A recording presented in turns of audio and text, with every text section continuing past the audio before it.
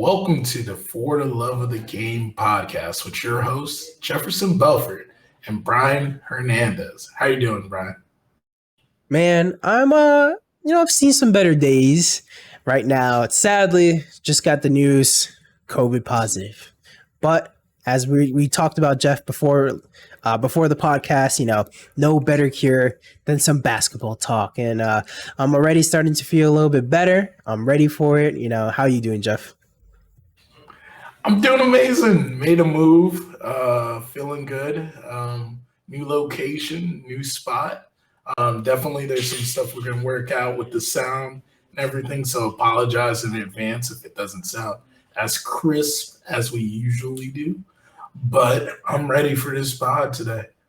Yes. And I must say, Jeff, I don't think in the video it actually comes up, but the new location, the new spot, the new background looks pretty nice. Next time I'm actually going to fix that up so the viewers can actually see that as well. But next time there'll be a poster there of a great iconic moment that happened this season. I'm excited for the listeners to find that out because I already know what it is. So let's get into it.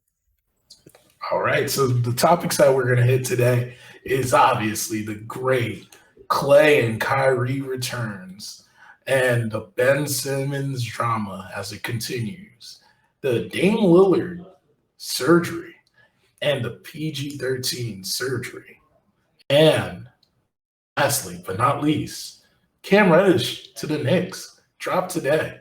It's definitely we're gonna have a lot to talk about with that one, but let's start it off with the Klay and Kyrie conversation. Brian, do you want to take this? Yeah. So for the listeners, I mean, I'm sure everyone knows. You follow basketball, you should know. Klay Thompson and Kyrie Irving both came back to their respective teams after, a long await. And one for Klay Thompson, what's been 2 years since he's last played basketball. He had a pretty bad injury, and this whole time he's rehabbing, and now the man finally made his return. What was it, last Sunday? And then Kyrie Irving, back from the COVID protocols that he was in for like a little bit, but as soon as he came back to the team, COVID protocols. But Kyrie Irving, there's the whole drama. We've been talking about it. Should the team let him play or not? And then this and that. But now, Kyrie Irving playing with his team again right now for home games. We'll talk about more of the news that's coming up about Kyrie Irving. But Jeff, tell me, let's start with Klay Thompson. What did you think about the return of Klay Thompson? Klay looks like Klay again. Obviously he has to shake off some rust, but I think that's the same for both guys. Klay is obviously, as you could see in this last couple weeks, they are adjusting to having him back in the lineup and as a part of the team. And it's going to take some time to integrate him back into the team because, a lot of moving parts with the Warriors the last couple of years. And now you have guys that have come to prominence on the team that look really good that now are integral pieces of the team, one being Jordan Poole. It's going to take some time before they figure it all out. I know I think they've lost 3 of the last 4 games they've played, but they're going to figure it out, and Klay's going to look like Klay in about a week. Yeah, no, it's even just I watched the game live, but even just seeing the highlights of him, dunking in that first game and having no fear driving to the rim. If you're a Warriors fan and even you're a basketball fan, this is what you want to see. Because anytime someone comes back from a big injury, there's always the concerns of or the player usually has concerns about driving to the rim again and possibly getting hurt or anything like that. If their lower body giving out and they're a little hesitant. I didn't really see that from him. Like you said, there's some rust. There's all these things. These last 2 games he's played 20 minutes in both. So they've been pretty accurate and just trying to hold his minutes down for the moment, and I'm sure getting him into game shape. But man, Klay Thompson back on this team. They didn't need any more help, and it's gonna be crazy. It's gonna be crazy to see what they can do.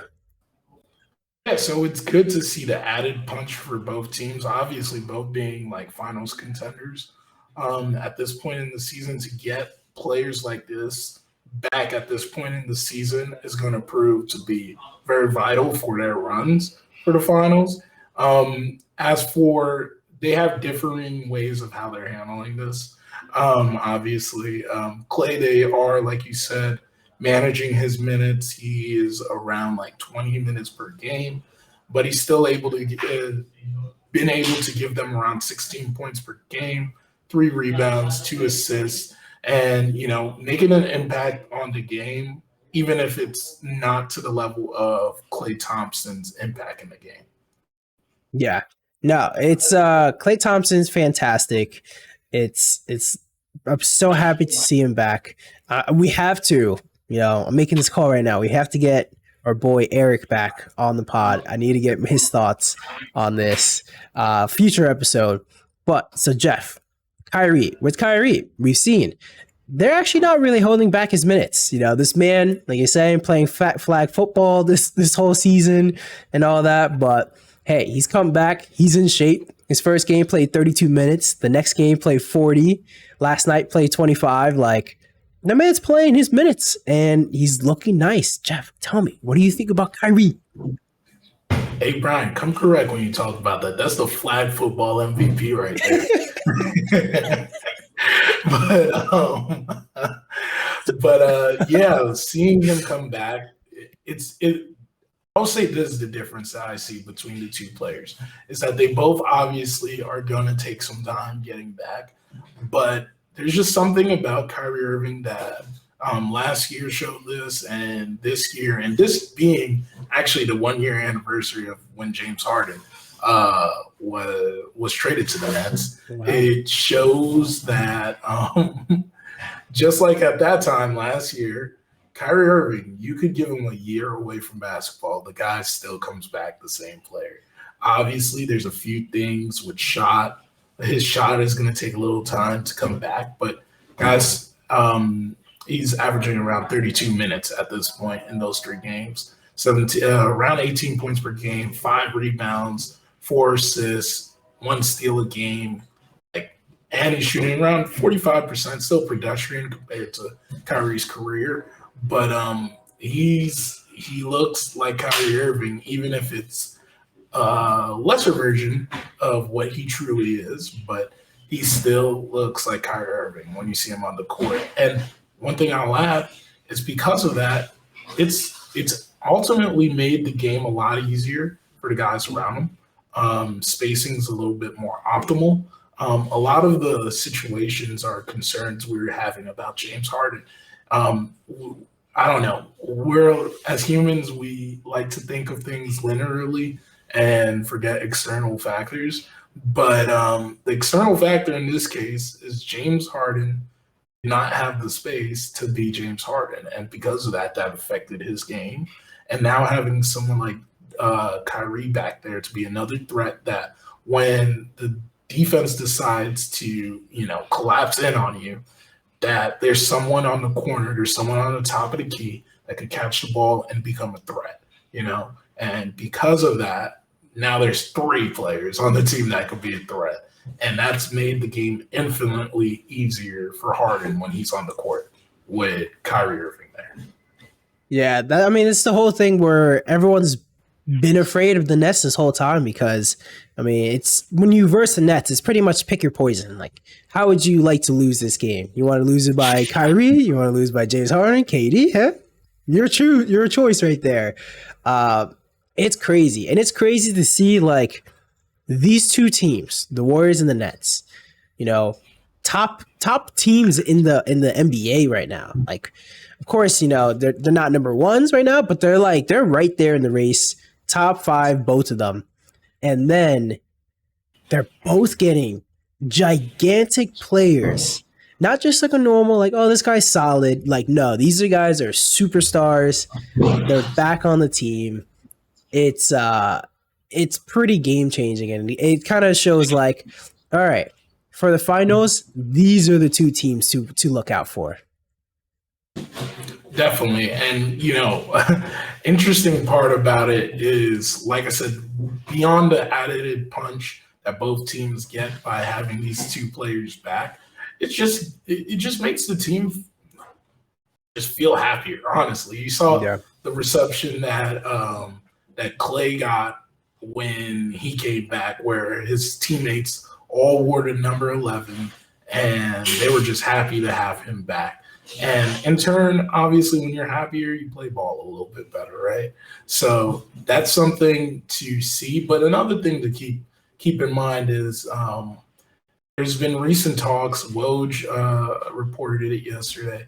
Is that the Nets are strongly considering a way where they could have Kyrie Irving at home games. The reception that Klay got when he came back is. I don't expect it to be the same, but I expect a big showing if Kyrie Irving is given the opportunity to play home games again.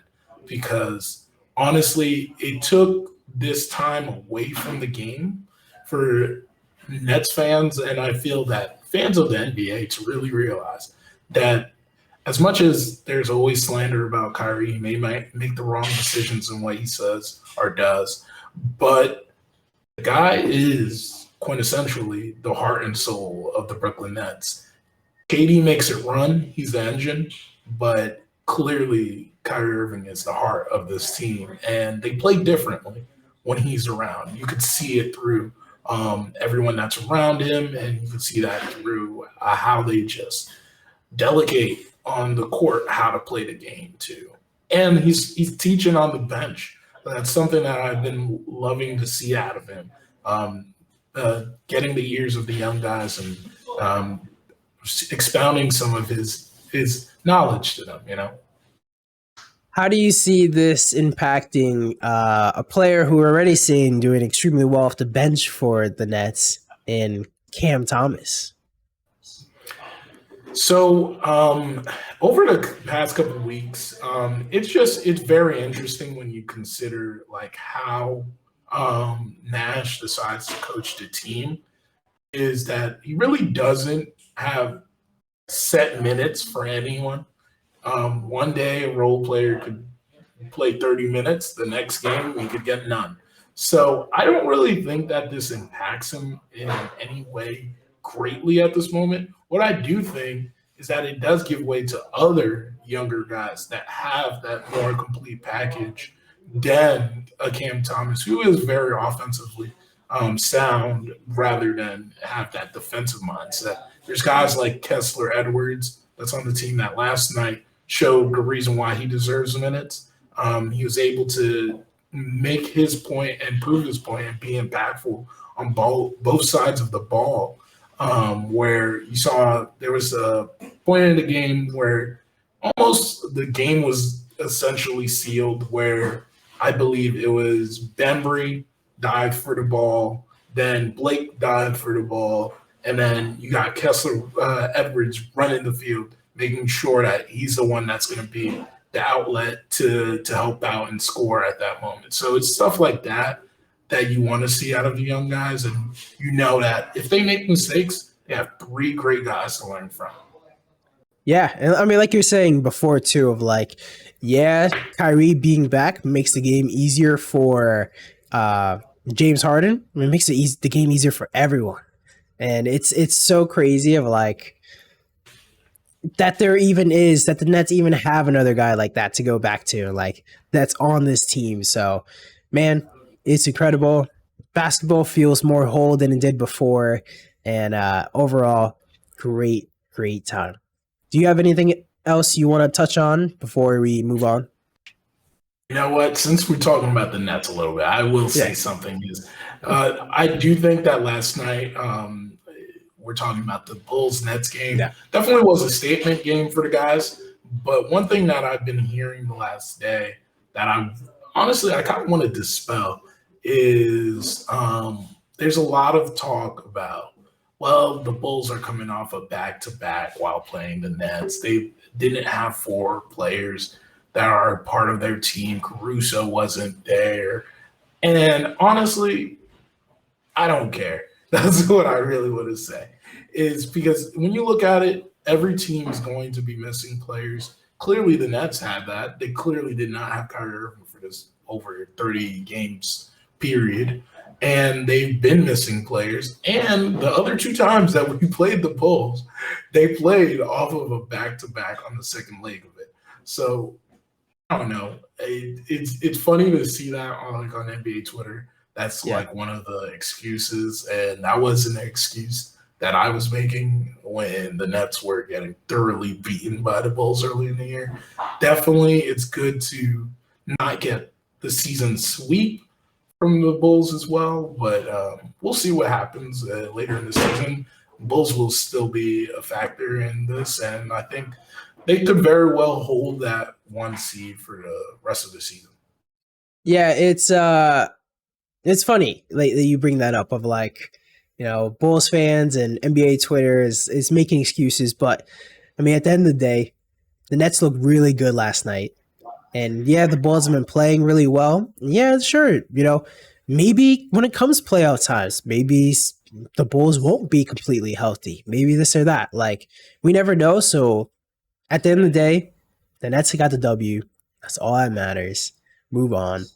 And this is how, like, pretty much how this goes going forward. I am very interested, and I would love to see the Bulls and the Nets face off in the playoffs, and then that's the time that we could really see who is the better team. Because like now it's good to see of like, yeah, they got the W and everything, but it's all about that 4-game series in the playoffs,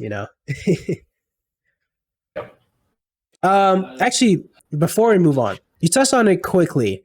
I wanted to get your thoughts on it because maybe you have some more insights than I even do. So you mentioned about the Nets might be bringing Kyrie back, might have a way to bring Kyrie back for the rest of the season, including their home games.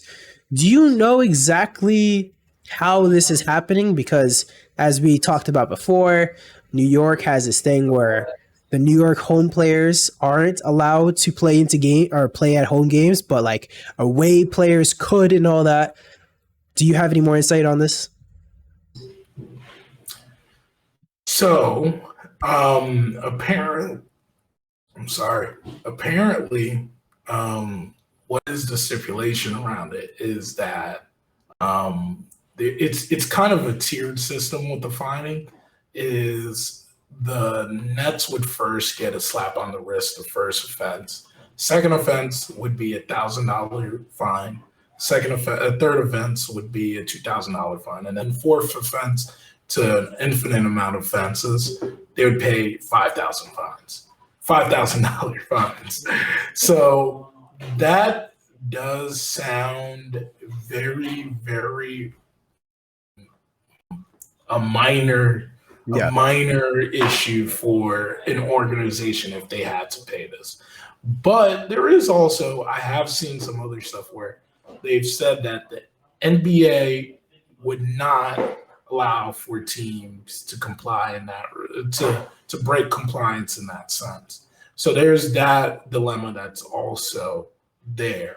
Like the NBA does say you have to govern based off of mandates of your local municipality, but at the same time, it does say that if there is a fine for said person, that the NBA will not allow that. That's the stipulation as of right now. But as we go further, could that change? Who knows? It is something that they're keeping in mind, but it wasn't the first, before this fine structure was presented, it wasn't the first time this week that I heard that there was optimism that Kyrie would be able to come to home games. So that's at least the tier system. That's a little dilemma that is there right now with the NBA, but with the Nets. But we'll see where it ultimately lands. We 30 games ago did not think he was going to touch the court. So developments could change really fast, and we'll see how it goes. Wow. So that's really cool. Thank you for bringing that up, Jeff, because I heard about the fine situation and it just seemed all confusing and all, but no, that was a really clear breakdown. So keep an eye on it. Keep the listeners updated as we know more. But let's move on to Ben Simmons. So Ben Simmons. This story has been going on this entire season, and just when you think it's about to end, they keep coming back and giving us more juice. So, just as of I believe it was yesterday or 2 days ago, we're recording this on Thursday, the 13th. So, Ben Simmons and Rich Paul, which is his agent, met with Daryl Morey and Elton Brand for lunch to discuss the stalemate that's been happening between the team and Ben Simmons. And as of now, they had lunch. I can only imagine them just eating and then talking about this. And at the end of the day, it's a stalemate still. Nothing's changed. Ben Simmons is no closer to playing any time this season. And the Sixers are still determined to bring back a significant player. Now, trade deadline, February 10th. It's coming up pretty soon. Coming up in a month. Jeff, what do you think about this Ben Simmons news? So with this Ben Simmons news, first I remember dropping in group chat between us and some friends. Is that it honestly made me laugh. Is when you saw Bleacher send the notification and it was like they had a meeting, nothing changed. It just had me laughing right when I saw that. But for them to meet and there's really still no concrete idea of what's going to happen is only telling and only revealing more and more into this is going to be a stalemate to the death, but something has to happen at trade deadline because you can't go into next season and have this happen again.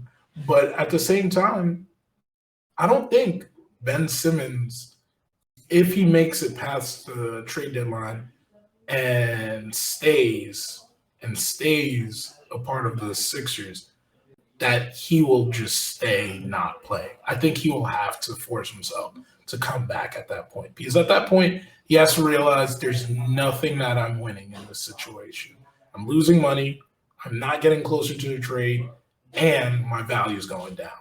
So it's just more telling by the days what type of information reports keep on coming out. You're seeing reports from the Sixers that are saying that they are becoming optimistic that they're going to have him on the court. But that's not in line with anything that anyone else is saying, right? And then you also are seeing that they're turning down trades. They're not going to take the Westbrook trade. We've talked about this. Not only that, a trade that I mocked on this podcast a few weeks ago about Tobias being packaged with Ben Simmons is now something that is becoming the asking price for the Sixers. Is that if someone's going to take Ben Simmons, you're going to have to take Tobias Harris as well. So it's starting to flesh out and look like there is going to be a trade. To who? Don't know. But it's going to be complicated. It's going to hurt people's feelings, and it's definitely already hurt Ben Simmons' feelings. It's really funny that you brought up the Tobias Harris getting packaged with Ben Simmons because what was it? Kyle Kuzma brought up he also tweeted how are you gonna package $60 million together? No one has the money to be able to do that. It's man, it's a mess. It's been a mess, this whole situation. It's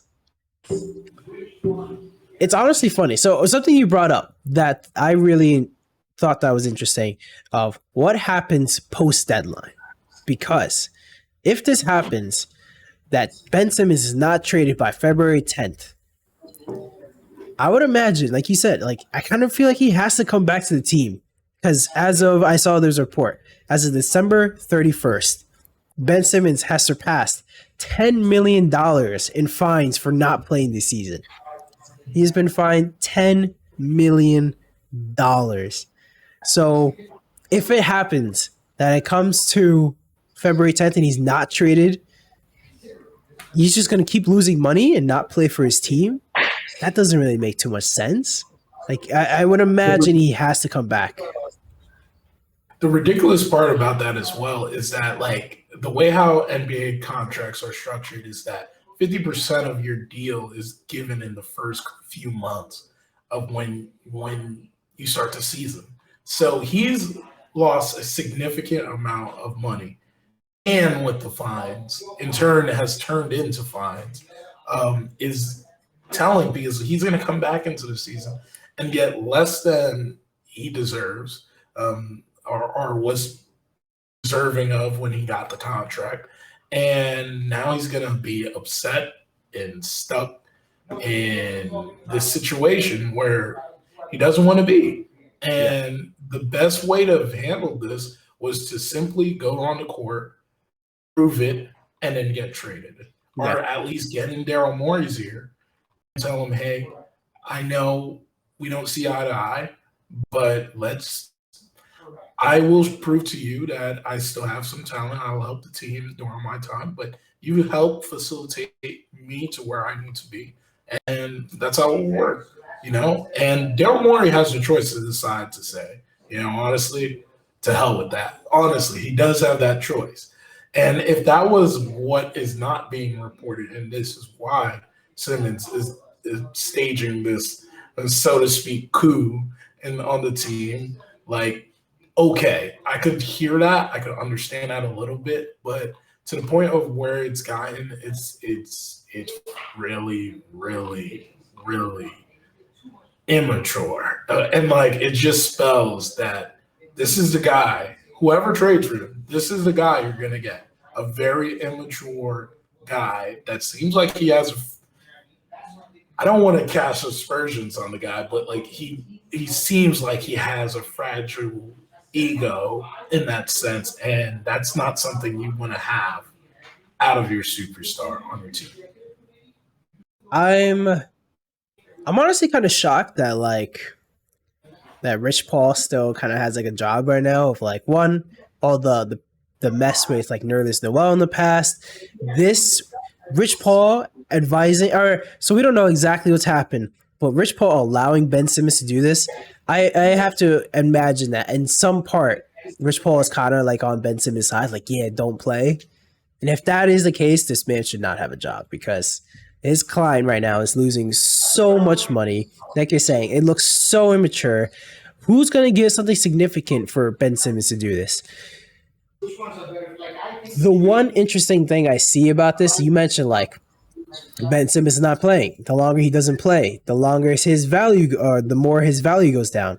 I wonder if that's actually the case for Ben Simmons though, because it's all recency bias. And the further away we get from that last playoff series, the more people kind of forget about it and start thinking about Ben Simmons' resume on a whole and how he's, one of the best defensive players and, still, what is he, like 22, 23 or whatever?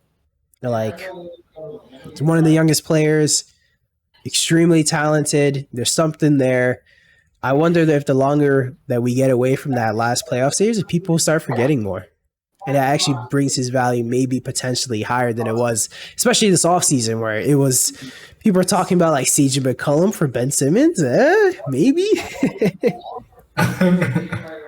So I will add what I fear like is the biggest thing, and this is now the Rich Paul side of it, is that I agree with what you're saying.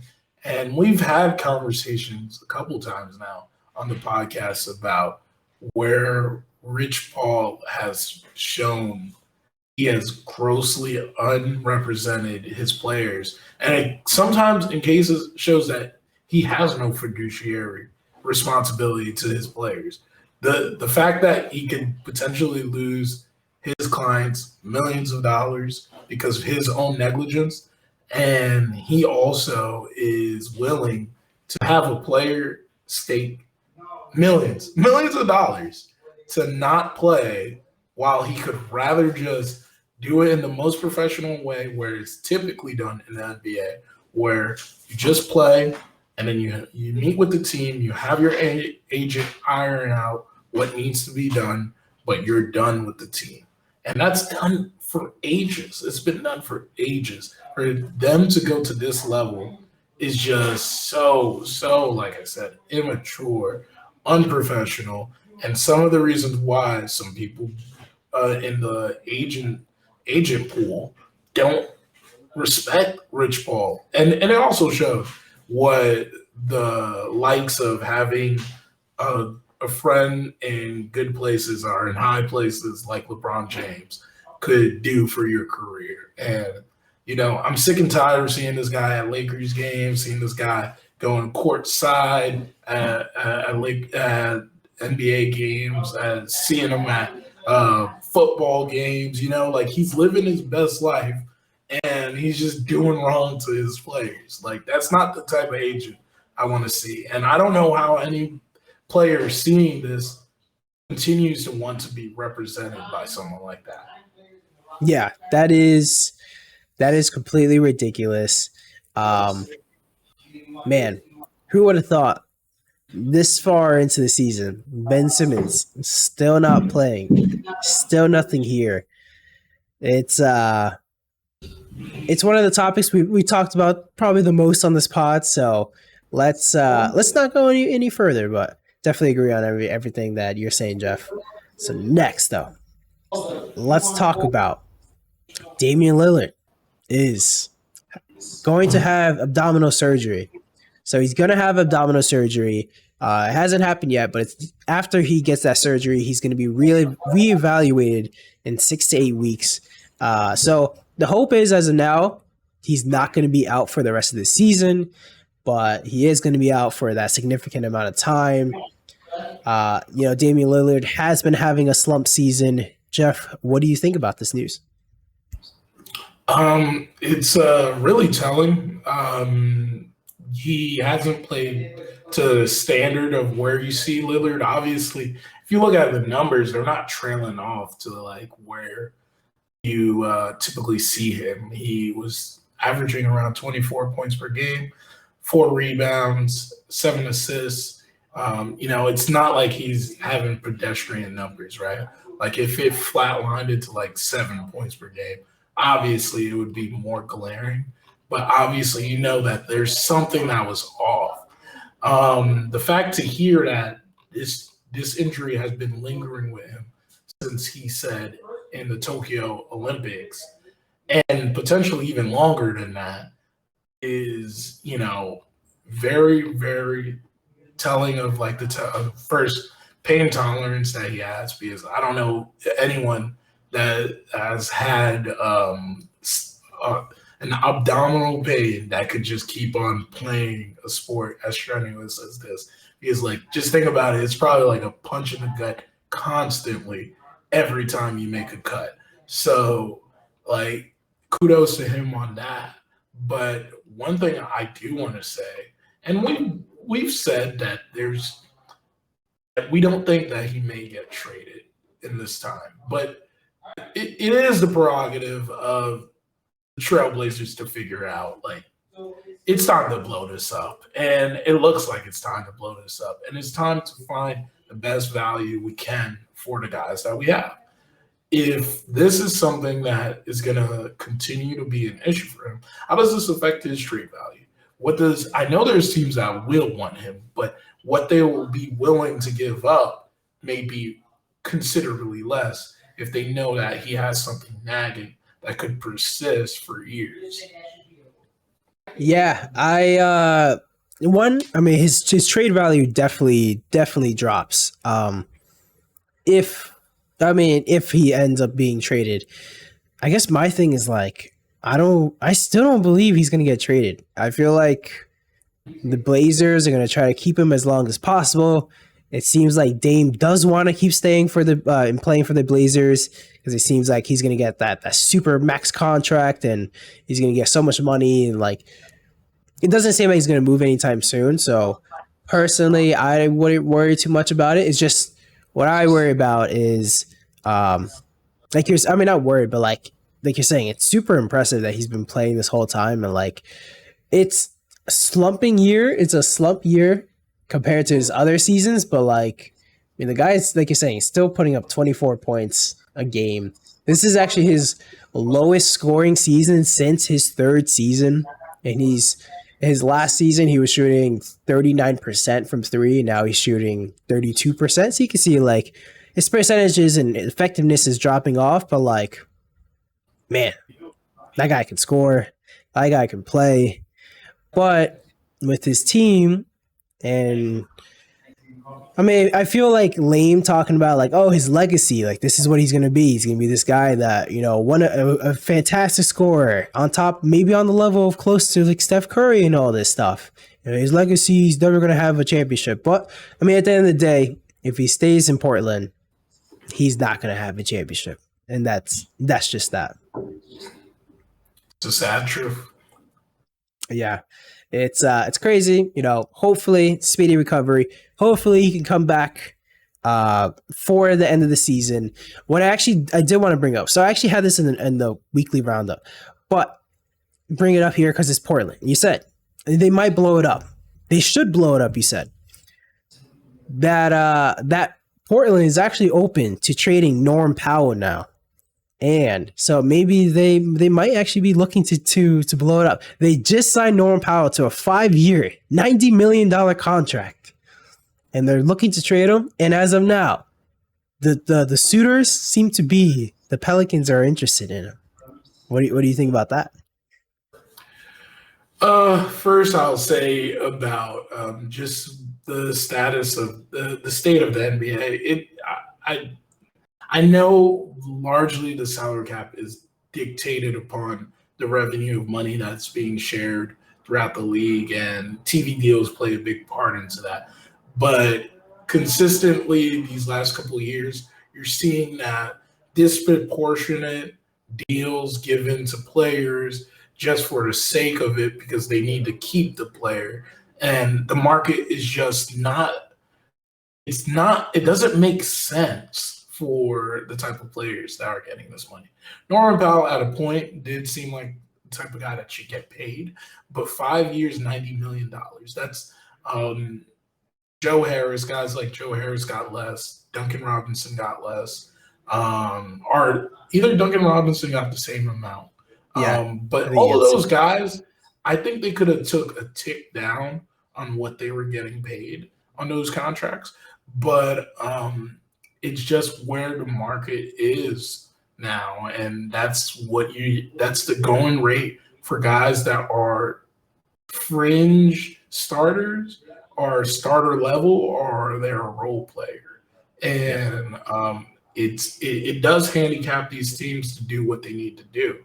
So now I don't know how that breaks down per year on like trying to move that contract, but now it's not going to be as easy to move a guy like Norman Powell for whatever amount he's getting per year. It's 18 a year. 18 a year. So if I'm wondering, and I'm thinking about who on the Pelicans could they be trading for or getting in this situation, you're not getting a better package than what you're giving for Norman Powell at $18 million a year. So I wonder who the players they're considering. Is there a mock on this one? Not that I saw.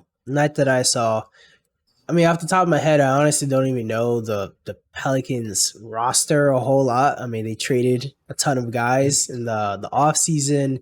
They have a bunch of young guys as well. So like most of the people I would think of like don't really have matching contracts to like an 18 mil. I don't even know. So like, I mean, like they just signed Josh Hart and all that, but that's not 18 mil. So I don't know. Yeah, and I don't think he moves the needle for either team. Exactly. Like both guys being moved make no difference to me. It's almost the same trade as someone that got the same amount of money as well, Gary Trent Jr. Why Yeah. Like I see the reason, the appeal of why both teams wanted both players, but I think there's such comparable players. It was just moving for the sake of moving, it felt like. Yeah, that was honestly probably one of the weirdest trades that I've seen of last Yeah. season. Of like exactly what you're saying. They do exactly the same thing. Their numbers were very similar.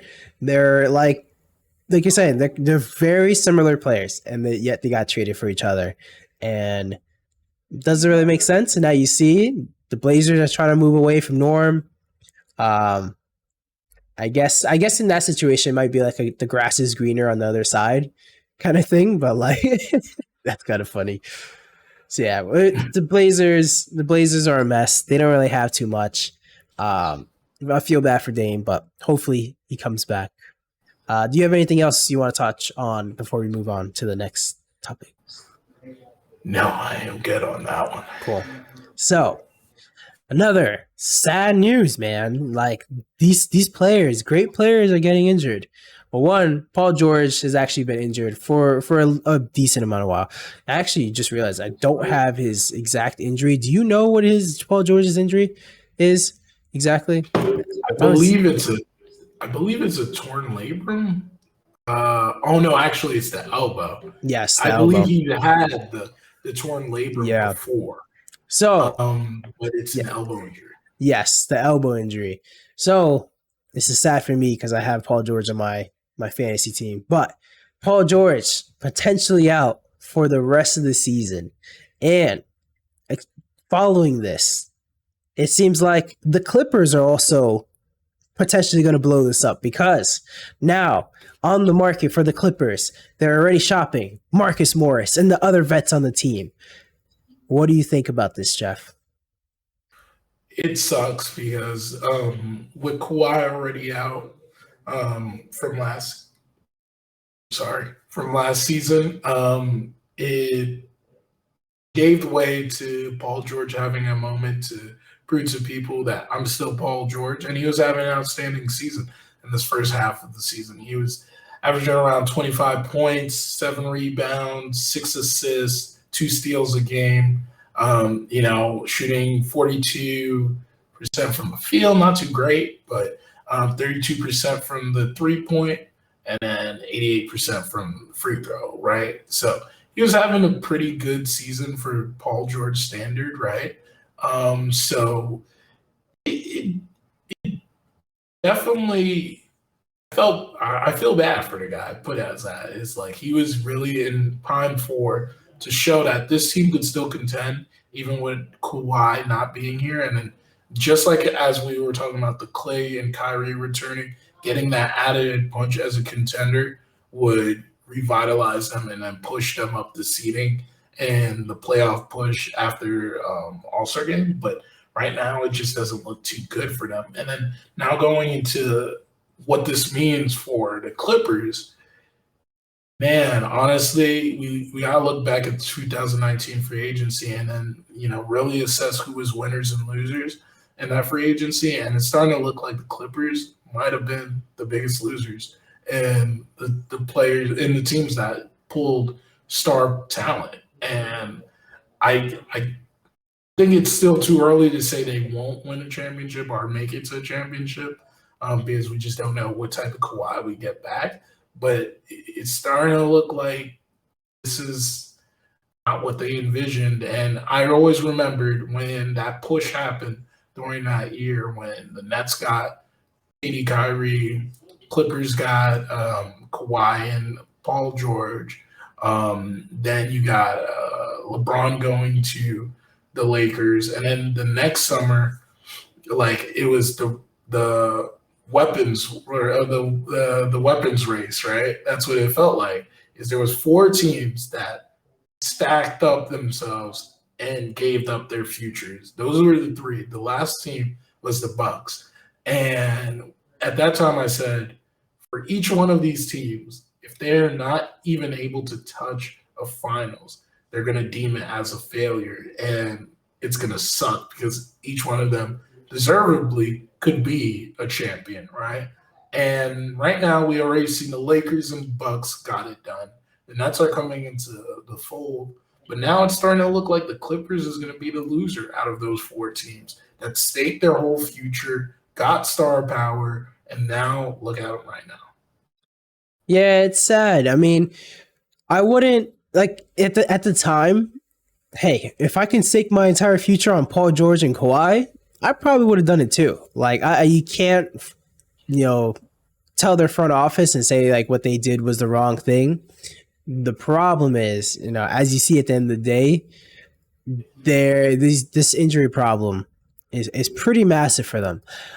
What I am hopeful for, and what I would hope is so kind of a similar situation as what happened to Golden State last season, as in a lot of your guys are injured, you're not having a great season, you missed the playoffs, but you get some good draft picks. You get some good young talent to your team that's ready to make some impact.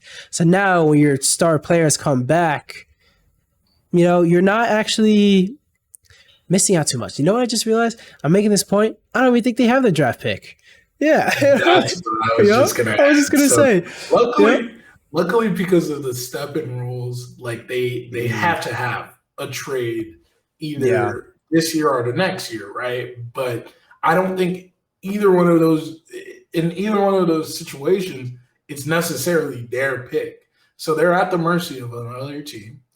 They don't have the same exact situation as the Warriors, where they hold their future and what pick they're going to get. And they're handicapped. They're honestly handicapped. Wow. So I'm looking at it right now. I'm trying to figure out if it's protected at all. But from what I see so far, it is going to OKC, which OKC is pretty good. So this is the Hawks I'm looking at. I got Clippers. Sorry, this is like bad. Here we go. Does not say any protections, so I don't know. All right, we'll leave it as that. They don't even have the draft pick. My whole point's completely voided. Man, that's pretty bad. That's pretty bad. So it makes sense why they would try to blow it up and just try to get some draft picks back. What I did see, this was also in the roundup. I wonder if they're trying to do so. I saw that the Clippers were trying to trade, or potentially going to trade, Serge Ibaka to OKC. Now that I see OKC has their first round pick, I wonder if they're trying to do something there, but give it back. But I don't know. There's no way that OKC would ever do that if there wasn't any protections or not. If that happens, that opens up the door of buyout market for Serge Ibaka. In my mind, I think that's what they'll probably do. They'll probably give a second round pick or something over for Serge. Serge just does not have the same value he used to. But I could see that in a way where they could potentially offload a contract they don't really need. OKC really doesn't care at this point. They're in that rebuild phase right now. But there might be a contract on their roster that they might move, pair it with a second round pick, get Serge, see if they could get a pick themselves as well, right? And then move on and waive him, because that's looking like that's the location to do that now. Is if you want to offload a player and you want him to be bought out, you're going to send him to OKC right now. Yeah. No, that is completely insane. I mean, so you think if Serge Ibaka is bought out, buyout market, where do you think he goes? It's interesting because I had the belief when he was a free agent that he was going to land in Brooklyn. I don't know. I don't think that he lands there. It would be interesting to see him on the Nets because he is kind of what the Nets are missing in a big someone that could space it, but also be down on the block and try to throw his body a little bit. But at the same time, I see other shooters that could be more appealing to him at this moment. I like the Bulls fit for him. Another guy that could help out with spacing. Once you get Vucevic off the floor, he could help out in that situation. Miami, another team that could very well.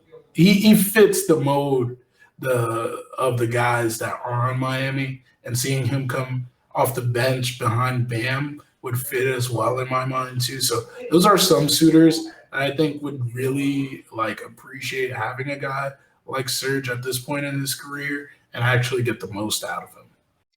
My pick was also Brooklyn because mainly what you mentioned of during the offseason, he made it very clear it was two teams. And what it seemed like at the moment, I was actually pretty shocked when he didn't go to Brooklyn, but it seemed like in the moment he was really leaning there, and then he chose the Clippers. So maybe he's gonna right his wrongs this time. We'll see. Let's move on to our last main topic for the day. So we didn't originally plan this, but breaking news: Woj Cam Reddish traded to the New York Knicks.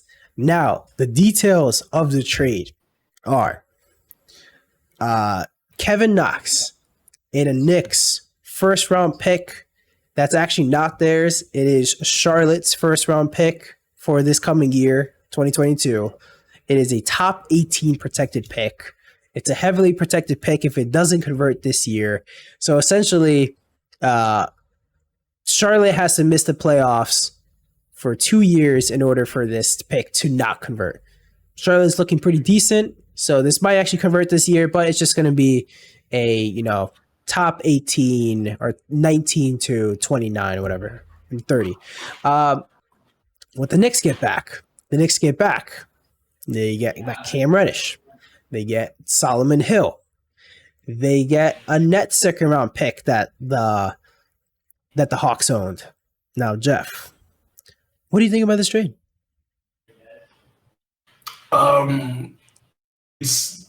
It's the kick in the butt the Knicks needed in this moment right now.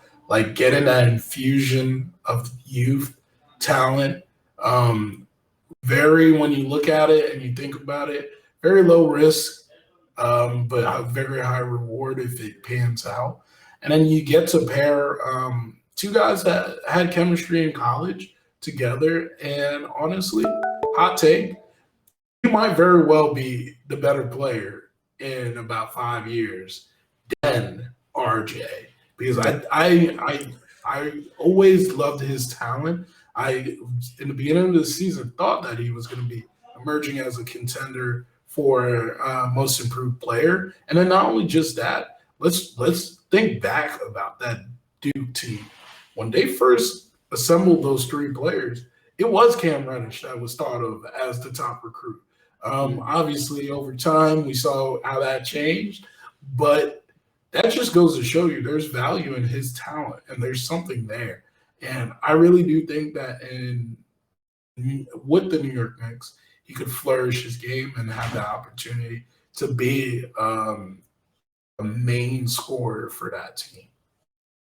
Yeah, it's exactly what you said. It's a low risk, high reward kind of trade. One, the pick, nothing crazy. Is it valuable? Yeah, sure. But I still rather bank on Cam Reddish's talent versus anyone you can get in the 20s or so. So I'm cool. I'm actually perfectly fine with keeping Cam Reddish, or to have Cam Reddish over that first round pick. And then next, you think Kevin Knox. Kevin Knox was once the 9th overall pick, picked over Mikal Bridges, Miles Bridges, I think Shai Gilgeous-Alexander, Bam Adebayo. It pains me just naming these names off the top of my head, but I'm sure there's even more people than this, but these are just the guys that already are looking fantastic. Kevin Knox, Mr. Fortnite, as Jeff likes to call him, Fortnite. This man, he's not the greatest player. He's not going to get minutes for the Knicks. He's got his chances. He's a hard worker. I am actually pretty big fan of Kevin Knox. I believe in his talent. I've always talked about, I've even said on this podcast that I think his biggest problem is really his himself in terms of like his mindset. I don't really feel like he has the confidence in himself as much as like the reason why Kevin Knox gets minutes is because coaches look at him, look at his body and be like, this guy is 6'9". He's super young. He has a bunch of potential. He has a really sweet looking shot. And they're like, this kid could be something with some work. And then he actually starts playing and he gets on the NBA floor and he looks lost and he makes terrible decisions. And it's just like, I can't play this guy because he's a defensive liability all the time. But besides the point, Cam Reddish on the Knicks is actually a very good thing. Like you mentioned, RJ Barrett played with Cam Reddish in Duke. And the theory, I wouldn't be surprised. We're going to hear it all the time now, is the Zion talk coming to New York and trying to recreate those 3 Duke boys. Now, we've talked about Zion as well. His whole situation is a mess. But, Zion doesn't really seem to want to be in New Orleans. And Julius Randle is having a pretty terrible season. And then there's reports of like the Knicks front office may not believe in Julius Randle long term and all this other stuff. And it's like, this is kind of opening up the door of kind of the Knicks been talking about going all in on a superstar.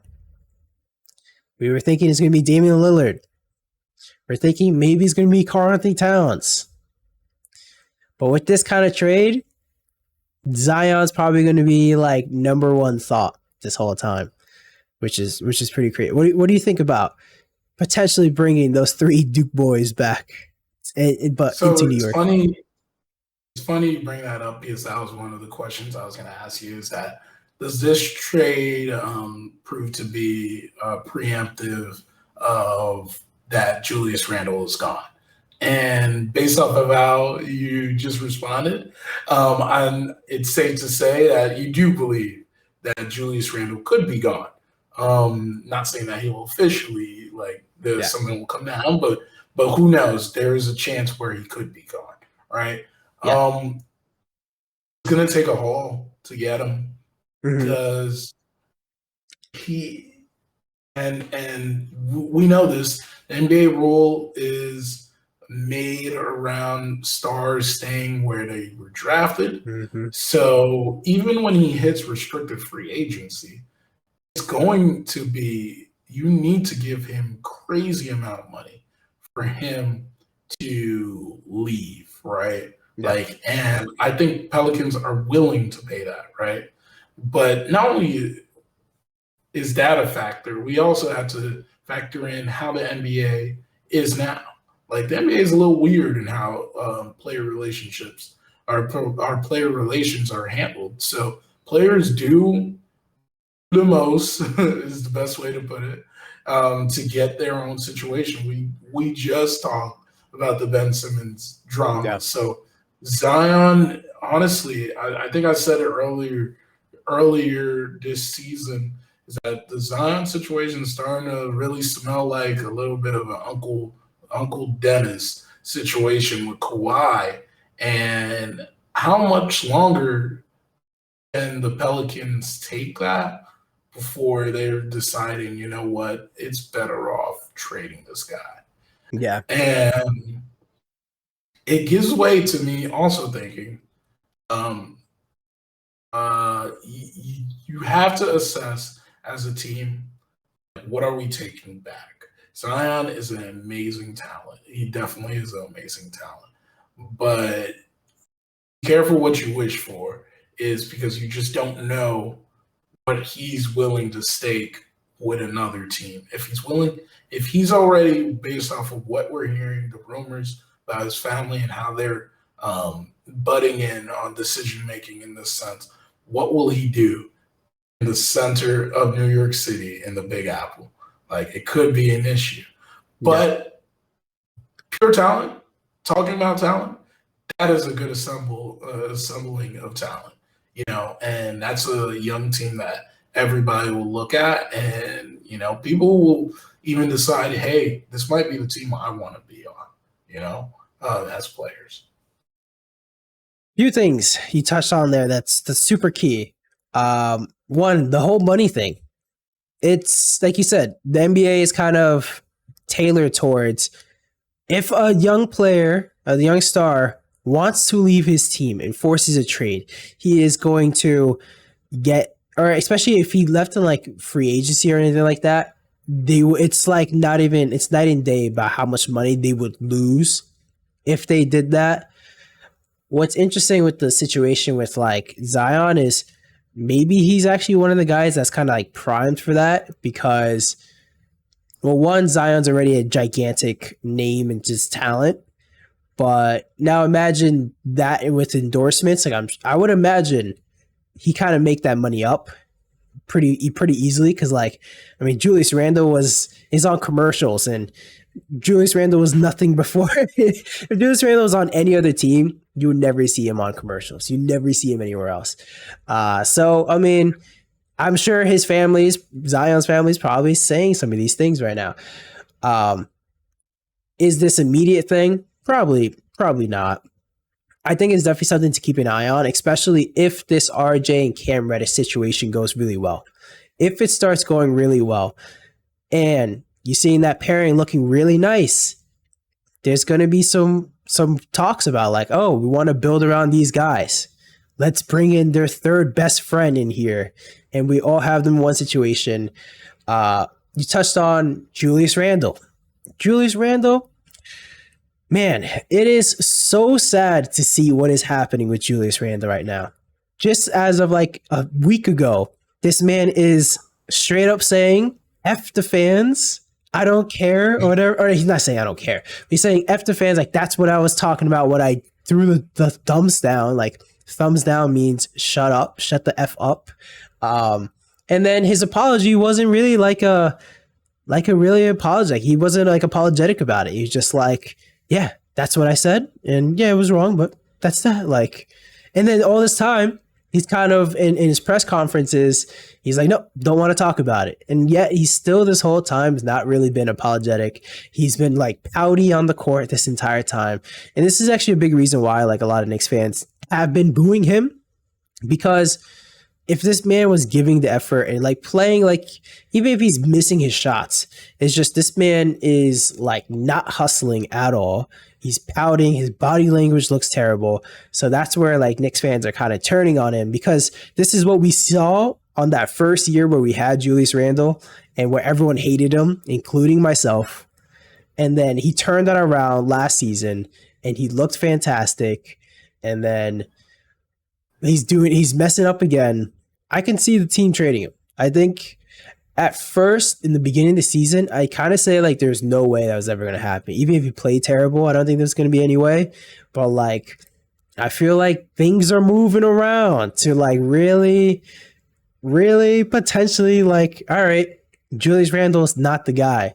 RJ Barrett looking a little more solid these last couple games and putting up, multiple 30-point games and all this. He's looking like he's ready to take the next step and get some more touches. Like maybe you move Julius Randle away from that. Man, this whole Knicks situation is actually pretty fascinating because they have some decent assets. They have a lot of picks.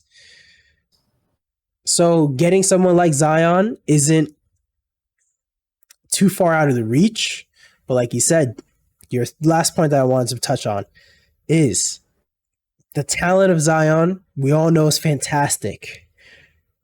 But I've even said, even since his draft, of the biggest fear are those injuries. I don't think Zion's a sustainable player. And what we've been seeing so far is exactly that. He is not sustainable. His body cannot handle his gigantic workload that he's putting on it with his explosiveness. This man waddles when he walks.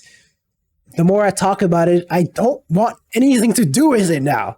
But the idea of RJ and Cam Reddish and Zion feels so nice. But then you watch him walk and it scares me so hard. Oh my God. Yeah, it's crazy because honestly, I saw a video of 2K recently put up a mod, not a mod, but like one of those. I don't know what's the best way to put it, but one of those VCs type like Oh, okay. emotions, like emotes that Yeah. you could do where it's the Zion walk, like, Oh, and that's hilarious that they would even put that in the game. It looks like it hurts when he walks, and it definitely does. It definitely does because of the payload, put it as yeah. that he's just registering on his body. Like the guy's moves is as big as a freight train. Like I remember how people used to say that about LeBron. Yeah. And LeBron probably has less than 3% body fat when he was doing that. And now you look at Zion, he is actually a freight train running fast, and Yeah. that's just not sustainable on a human body to take that wear and tear, go up and down like that, and be sustainable on a basketball court, let alone in just life. Yeah. The whole Zion situation, man, that is scary. It's just so much, like you say, like the toll that it takes on his body for him to keep playing. I want to see Zion play, even if it's not on the Knicks. I just want to see him play because he's actually a lot of fun to watch. The man kind of like blows your mind when you watch him play because he kind of defies physics of like something that big should not move like that. How is this even possible? And it's crazy. So Cam Reddish to the Knicks, very nice. I have something yeah, to add to that before we head out. So, just going back onto the Knicks side of things, do you think that this lifts the Knicks from the play-ins into the playoffs, though? I'd say as of now, I mean, it's honestly too early to tell. But I'd say as of right now, like no. My biggest struggle right now, where does Cam Reddish actually fit in playing time? Like where what does this actually do?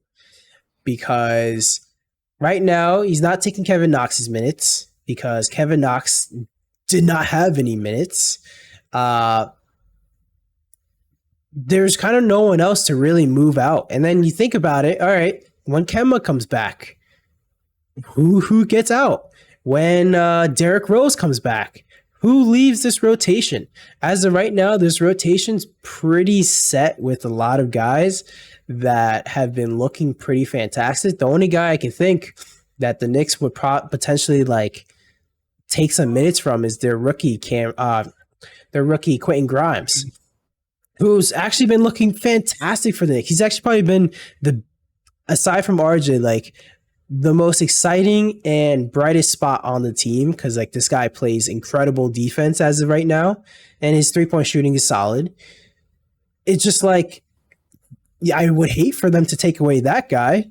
So like, do you take away minutes from Evan Fournier, who's also like getting $18 million a year, like Norm Powell, for Cam Reddish? Like, I don't know if you necessarily do that. He's been playing a little bit better recently. So that's where my biggest struggle with Cam Reddish on the Knicks. Where do those minutes come from? I agree. Definitely, it's going to be something we got to wait and see. Yeah. But I am of the mindset that that might be enough of a push to help lift them into a playoff situation rather than, well, when I say playoffs, I mean the 7-8 seed. They still will be playing in the play-in, but they would be thought of as those 7-8 seed that would get a home game. Yeah, I can see that. It's like I said, it's kind of early to tell. But if he could, what the Knicks honestly need, they need some scoring because Julius Randle is doing terrible on the scoring front. At least he's passing still decently, but like, man, this guy is so bad on offense right now. No confidence. And then if RJ doesn't have it going, which One night he'll score 30, and then the next night he'll score 3 points. And that's just kind of the player RJ is at the moment. So if he can have some consistent scoring, that'd be fantastic. What I actually wanted to get your thoughts on, I forgot. I'm glad that we did not move on from this topic. What do you think? How do you feel about this for the Hawks, this trade? Honestly, it doesn't make any sense besides offloading potential contracts. The Hawks stake their claim on guys that they just don't have the money to pay. Earlier in the season, you heard the GM speak about that, and they seem like the type of organization that is going to penny pinch. So making those decisions to stake their claim, put their future on a couple players, it has ultimately, and I remember during the time when they did it, we had conversations about this, is that maybe it's a little too early to offer all of these guys like extensions, and now you're stuck with guys like Herter, John Collins, Trey. Trey obviously is going to stay there, but all guys that have long-term extension. Hunter's not too far away from getting his own extension. So if you lock in those 4 guys, that's what you're locked in for the next 5 foreseeable years. So you got to think about, what does that really mean? What does that really mean against the landscape of the NBA? Do you stick out as a team with those 4 guys? And right now they made a business decision to realize that he's going to demand some money this summer, and they might not have the money to pay for that. I think they should have got a bigger haul for a guy like that, though. But he is coming off of injuries. He is dealing with that as well. So you had to keep that in mind, and I think they did as much as they could try to get back. But to get a first round pick, that's something that they did want in any return for the guys. So they got what they wanted, and I can't be upset right now, because I think that we just got to let the future pan out and see what that pick becomes later on. Yeah, it's kind of crazy when you think about it, at least for the Hawks, because I'm actually very on the boat of what you're saying. Of, I kind of feel like, number one, this is actually about money. This is Cam Reddish's extension eligible this offseason. So he's going to be wanting money, and the Hawks are not going to want to pay it. They have so many forwards. So, like, if there's one guy they wanted to get rid of, it ends up having to be him. We talked about, like, how many forwards they actually have on that team. So there's no minutes. This guy's going to warrant some money. So, like, let's get some assets. And then, if you think about it, what's kind of actually concerning to me, or not concerning, but it's kind of like a too good to be true kind of thing for, like, on the Knicks side of, like, was there really, out of all these other teams, not one person was willing to give a better package than what the Knicks gave up? Like, that's so, like, kind of a top 18 protected first round pick and Kevin Knox. No one else had a better offer for someone like Cam Reddish, like you say. A lot of injuries, but the potential is kind of there, and he's kind of shown it a little bit, and it's just that's kind of concerning.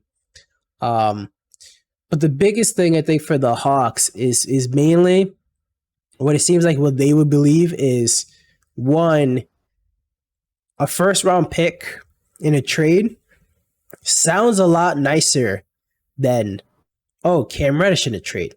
Because that first round pick is that unknown. Oh, it's a first round pick. So that, I feel like that's what they're kind of banking on. Like, they're going to want to make more moves. This is not the only moves that the Hawks are going to make. And in a trade package, a first round pick sounds way nicer. And that's honestly why, like, the Knicks even have this first round pick, because this is what they did last season. They had the 19th pick last season, but instead they went to the Hornets and were like, hey, you can take this 19th pick in this season, draft whatever guy you want, and we'll just swap it for your next year's top 18 protected. So at worst, it's a 19th pick, or yeah, for them. And it's like kind of a no-brainer. But at the end of the day, if the Knicks traded Kevin Knox and I forget the guy they took at 19, but it was like some center. That's not as good as a package as a first round pick of Kevin Knox. So to the Hawks, it definitely makes sense of like, let's keep this first round pick and try to improve the team more. Where do they make these improvements? Not 100% sure. Actually, in the weekly roundup, I do have some names that are rumored, so we can talk about it then too. But do you have anything else you want to talk about? So I know that I saw some reports about the other teams that were interested. Obviously, we've talked about this team always interested in somebody. Yep. But the Lakers was on that list, and the Pacers. I'll leave off the Lakers. We already know how I feel about Lakers and trade rumors. But the Pacers specifically, I think there was a trade that could have been had there. There was a bigger trade that could have been had there with a disgruntled star, a budding star, in John Collins. I think there was a decision to package John Collins, if you decided to package John Collins and Cam Reddish, to move Sabonis, possibly another piece that fits salary, move the pick. That would have been a more appealing trade in my mind, because I'm under the assumption that John Collins is gone next, right? Yeah. And with his frustrations that he has with the organization, you wonder where is he going to land? And that would have been the easiest place to do it, because he's already said, Sabonis said that he doesn't want to be here. And then the team has already said we're open for shop, like it's a fire sale right now. So it makes me wonder, what did the Pacers offer and why did they turn it down from the Hawks' point of view? Yeah, it's like, I mean, I completely agree. I mean, that trade makes a ton of sense for both teams. Of like, Indiana, you get younger, you get some good, you add on talent. John Collins is not really too far off of Sabonis, and I feel like it kind of fits what the team wants, and especially maybe if you move some picks and all this other stuff. Like, I thought that could be pretty interesting. Man, that's what it's like. It's so crazy that there was no other team that wanted to give up more than Kevin Knox in a heavily protected first round pick. And yeah, that's crazy. Man, truly is. Yeah, we'll see where the Hawks go from here. I had something on the tip of my tongue, but I lost it. Maybe I'll think about it when we talk about our weekly roundup. So I got a bunch of rumors here. I'm going to go one by one through them, but I'm going to go a little bit quicker on some of these. Stop me if you want to touch on it, because some of these, like, I don't really think there's too much to talk about. So one, this is the rapid fire. Hornets are open to trading PJ Washington, the man that got fleeced for all his money. Do you have anything you want to touch on, at least on there? We can keep going. I don't really have much to say, but I'm going to say, famously known for, like you said, being fleeced. Not on the NBA court, though. Pour one out for PJ Washington. He's losing millions of dollars. But the Celtics are open to trading Aaron Naismith, which is pretty interesting because they just drafted him like not too long ago with a pretty decently, I think, a lottery pick. So they're already looking to shop this man. Next, Magic are looking to trade Mo Bamba for a first round pick. Kind of similar situation to what we see with Cam Reddish.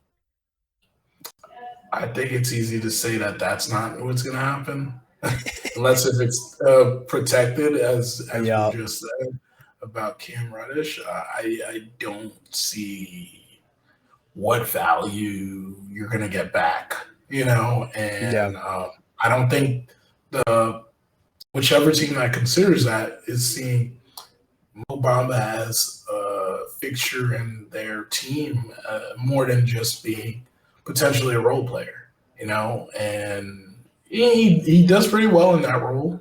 Not gonna lie, he does pretty well in that role, but we've seen what he's been in these last couple of seasons, and I don't expect any more from the guy at this point. And it's going to be hard to expect a first round pick for that. Yeah, he's so last season, I'd say they'd probably be lucky to get like 2-3 second round picks for Mo Bamba. Now, I mean, this season he's actually been improved. Is he a first round pick improved? I don't know about that. We'll see. But it also kind of says something of like Magic are a team with not a lot of people or not a lot of like really top people. They have a ton of point guards. Why won't you just want to keep Mo Bamba? So that's where it's like too good to be true. Like, why are you trying to trade one of your young players that are supposed to be getting better right now? I'd say because they staked their claim in Wendell Carter Jr. They brought him in. He looked a lot better than Mo Bamba when he first came, but obviously I think him coming in bred some competition, and Mo Bamba showed up a little bit more because he wants that contract as well, right? But I don't think they're willing to give him something crazy. Is that's what they're realizing, and it's time to offload him. That is true because what it seems like his I think his contract is probably going to be coming up soon, so that makes sense. Well, next, Celtics are interested in reacquiring Jeff Green. So I believe Jeff Green's on the Nuggets right now, and hey, they're looking to trade Aaron Naismith, so maybe there's something there. The Lake Jeff, man, Uncle Jeff. Uncle Jeff is it's pretty interesting. I heard him talking about like him and Nikola Jokic and like how just kind of crazily like talented Jokic is. I thought that's pretty interesting. Anyone that's out there, I suggest you look that up and try to find it. I have one more thing about him too. Yeah. He's a great character. He's a good character type of guy to have in your locker room. So he would be a help on any team. We even saw last season. He had a game where he went berserk. It was the same game that, ironically, Kevin Durant went berserk. So not as much people talked about it. But for Jeff Green to go 7 of 8 from the 3-point line and 27 points, I believe it was, in a playoff game, you're not expecting that from Jeff Green, but definitely the type of guy you want to have in your roster. It's crazy. Like Jeff Green, like occasionally he has those games where he just goes off, and in my opinion, he looks like Scottie Pippen out there, and he's just like doing all the moves, and this man looks like he's unstoppable. And it's like, who is this? And then, but hey, I mean, Jeff Green can put up some numbers. Next, your favorite team, the Lakers, are shopping Dwight Howard at Bazemore and your favorite player, DeAndre Jordan. It's becoming a laughing stock now. They are reemerging as the meme Lakers. And it might be worse than the first time they were the meme Lakers, because at least they had young talent that could grow into something. All of those guys that they clowned on that team, ironically, have found a way to be successful in a different situation. Even Lance Stevenson has found his way to be productive on another team. So it's kind of interesting to see they have now the old version of the meme Lakers are back. Is Lance Stevenson the best 10-day contract? He very well might be. After having 20 points in the first quarter last week, I did not believe what I was hearing, what I was seeing, because I just did not think Lance Stevenson had that in him left. Yeah, and even when he was like in his prime, he wasn't like 20 points in a quarter good. So like that's hey man, the guy's he's a legit baller. Um, some other ones that we can go quick on. Pacers and Timberwolves discussing a trade for Miles Turner. So there's that, but then as well, the Timberwolves were actually linked. I forgot. I wanted to bring this up in the Ben Simmons segment. They're actually open. The Timberwolves are open to trading everyone on the team except for Anthony Edwards and Karl-Anthony Towns for Ben Simmons, which is probably the only two guys that Philly really wants. But that's also one of the reports that happened. So first I'll land on the Miles Turner. Yeah. I said this about the Lakers. Why are you trading for a guy that does the same thing that your star player does? It makes no sense. Yeah. He already said he's not going to be a role player. So why even consider that? I don't know. Maybe I'm supposed to realize at this point is that Miles Turner is overvaluing who he is as a player, but I don't believe that. I really don't believe that. I think he could be a solid starter on a good team. He just needs to land in the right situation. Maybe he's trying to, or maybe the Timberwolves are thinking like, all right, let's try to replicate what the Cavs are doing right now and have two big guys. You move Cat to power forward. You got Miles Turner playing the Jared Allen role. Maybe that's what they're trying to do. Because otherwise it makes no sense. Yeah, absolutely no sense. But granted, you're right. We didn't think that all of the big men that are on the Cavs would make sense, but they've been looking good this season. Oof, man, the Cavs. That's for another discussion, man. The Cavs are crazy right now. Last quick one we can kind of go on. Nuggets hope that Michael Porter Jr., who we talked about, had back surgery, and Murray. I blanked on his name for a second. Jamal Murray will return this season. What do you think about that? Yeah, money well spent.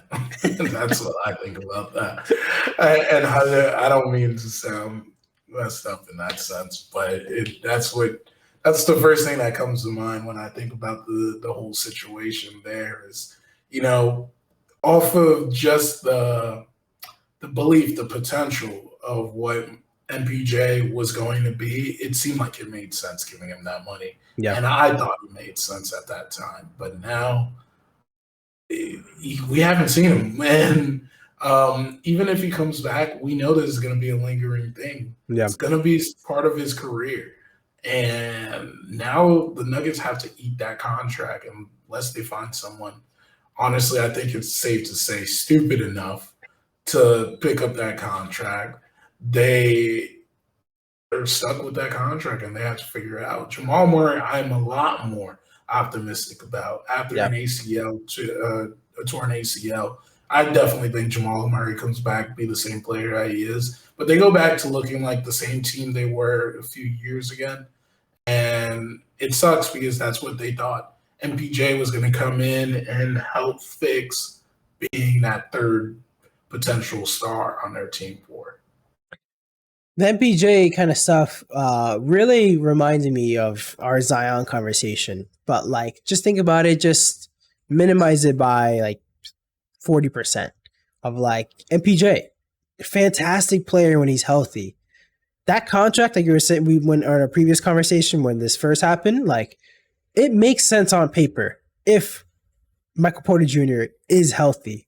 But when he's not healthy, which seems like it's probably going to be pretty often, especially with the back problems, which is kind of the same thing as like Zion with like, seems like there's no way his body's going to be able to sustain itself.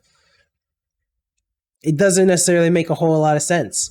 But if both those guys come back, the Nuggets, man, the West is pretty stacked. Of like, you got the Utah, it's pretty solid. Like Utah is looking really good. Golden State's looking next level.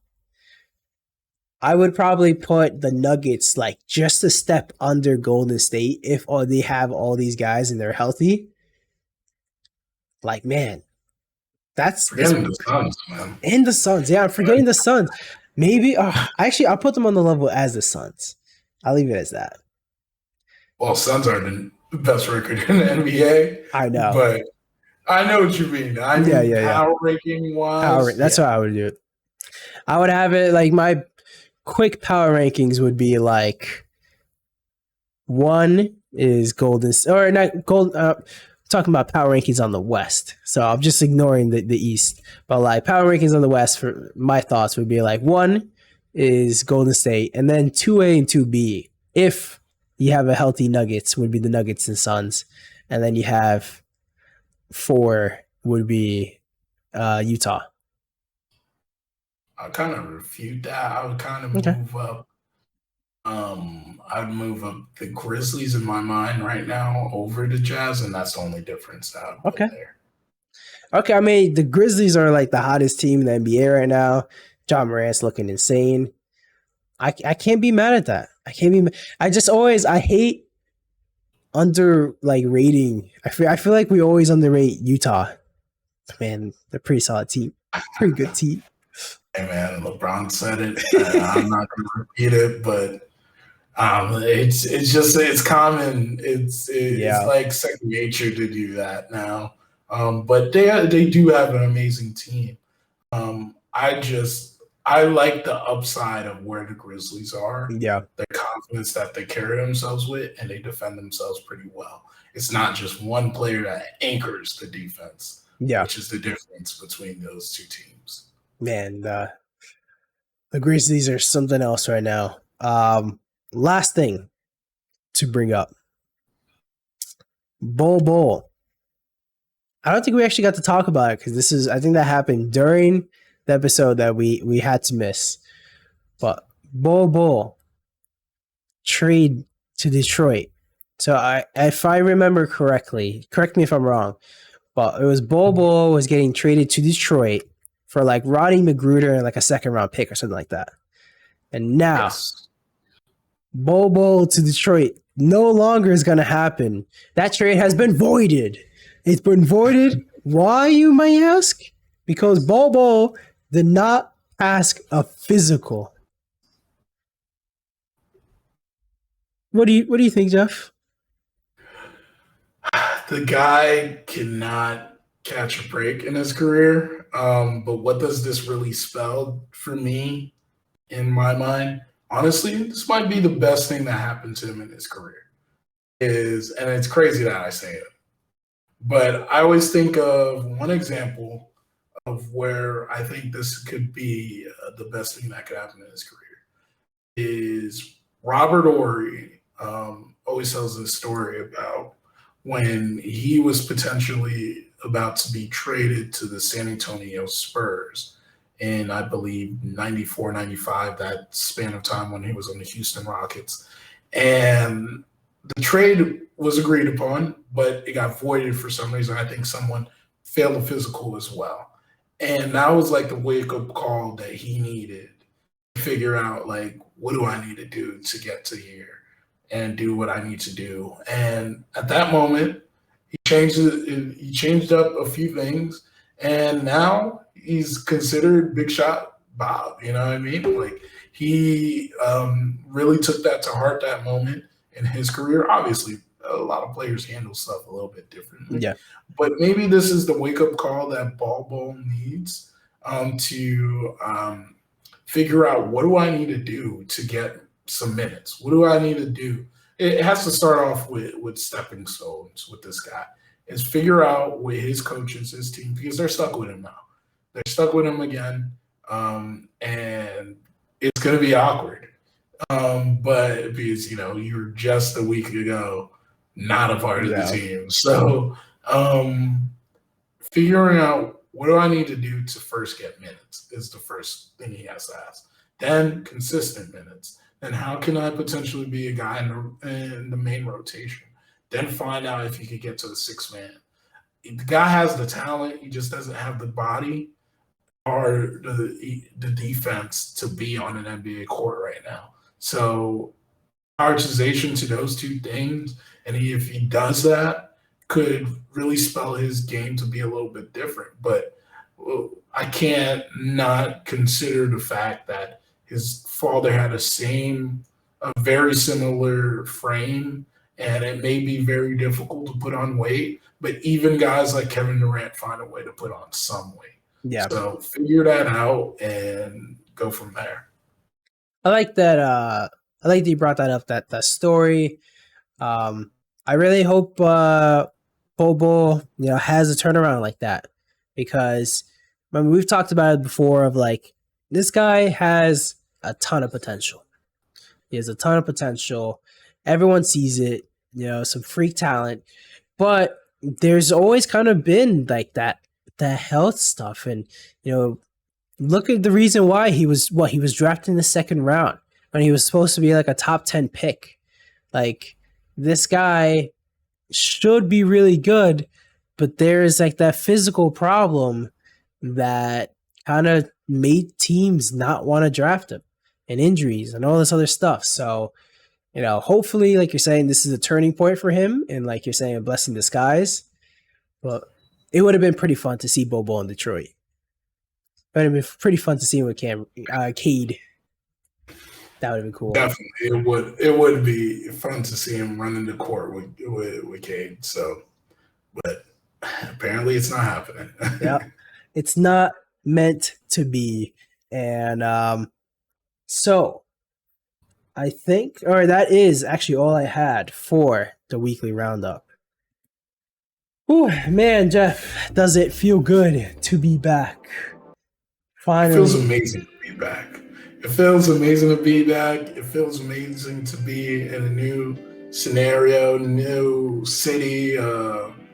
Finally ready to continue our streak of once a week getting on the pod, talking about basketball, and giving you some laughs, giving you some hard-hitting questions, getting into these stuff. So I'm happy to be back.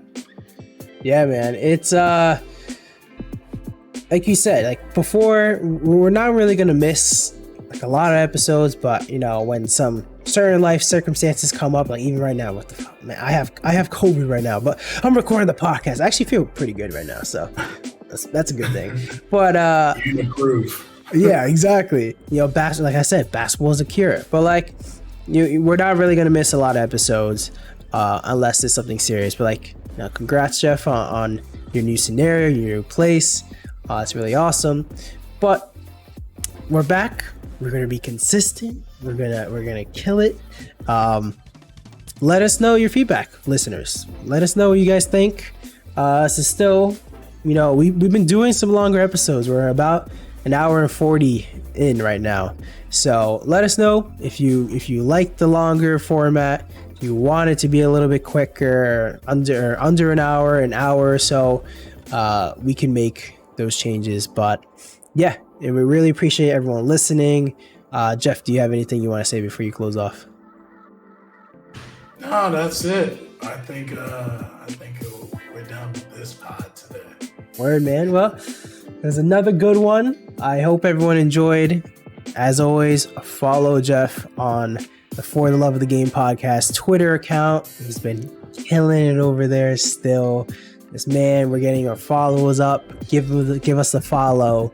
All the links are below. Check it out. And that is episode 16.